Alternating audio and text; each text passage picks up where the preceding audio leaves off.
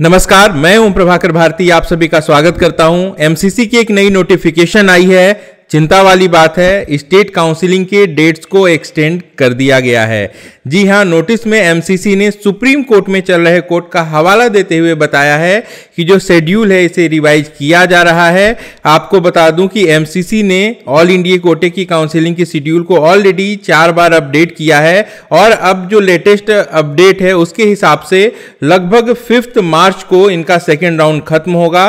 Notice में यह बात लिखी गई है कि जब एमसीसी का राउंड 2 कंप्लीट हो जाएगा इसके बाद ही कोई भी स्टेट अपना राउंड 2 शुरू कर सकेंगे, यानी कि किसी भी राज्य में जो राउंड 2 की काउंसिलिंग है वो मार्च फर्स्ट वीक में होगी।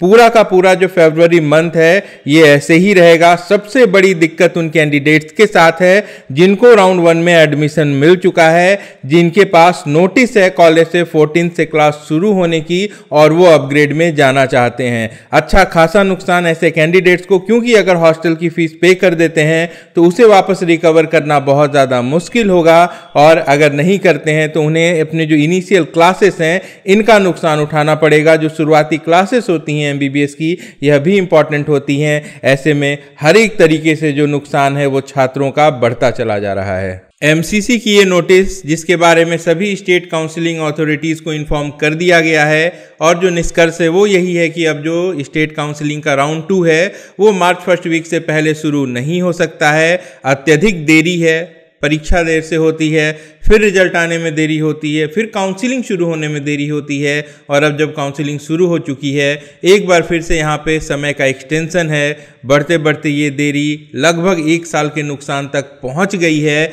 ऐसे में जहाँ उम्मीद थी कि मार्च लास्ट तक काउंसिलिंग खत्म हो जाएगी, यह ऑलरेडी एक्सटेंड होकर मिड अप्रैल जा चुकी है और इस बात की संभावना से इनकार नहीं किया जा सकता कि 30 अप्रैल जो है वो 2021 एकेडमिक सेशन के लिए लास्ट डेट हो सकती है। 2021 का एडमिशन जो है वो अगले साल के मिड तक पहुंच रहा है। बहुत दुर्भाग्यपूर्ण बात है। अगली तारीख जो नीट की है इसके बारे में भी अभी कोई स्पष्टीकरण नहीं है। कुल मिला के देखा जाए तो छात्रों का बहुत ज़्यादा नुकसान हो रहा है। जब सुप्रीम कोर्ट के आदेश के बाद यह तय हुआ था कि ऑल इंडिया कोटे में 4 राउंड होंगे तो कहीं ना कहीं सेंट्रल काउंसिलिंग यानी कि एमसीसी काउंसिलिंग की डिपेंडेंसी स्टेट से खत्म हो गई थी। लेकिन इसको रेगुलेट करते हुए एनएमसी ने एक नोटिस जारी की थी जिसमें यह बताया था कि सेंट्रल काउंसिलिंग कब कब होगी और स्टेट किस टाइम फ्रेम के बीच में काउंसिलिंग करा सकेंगे। हालांकि बाद में एमसीसी ने अपने शेड्यूल को खुद ही रिवाइज कर दिया तो वो नोटिस पूरी की पूरी तरीके से बेकार हो चुकी है। उसमें कोई भी डेट्स जो हैं अब वो सही नहीं है। लेकिन यहाँ पे जो अब कोर्ट का नया डिसीजन है इसमें इसी बात को तय किया गया है कि ऑल इंडिया कोटे की सारी काउंसिलिंग पहले होगी और उसके बाद ही स्टेट अपनी काउंसिलिंग करा पाएंगे।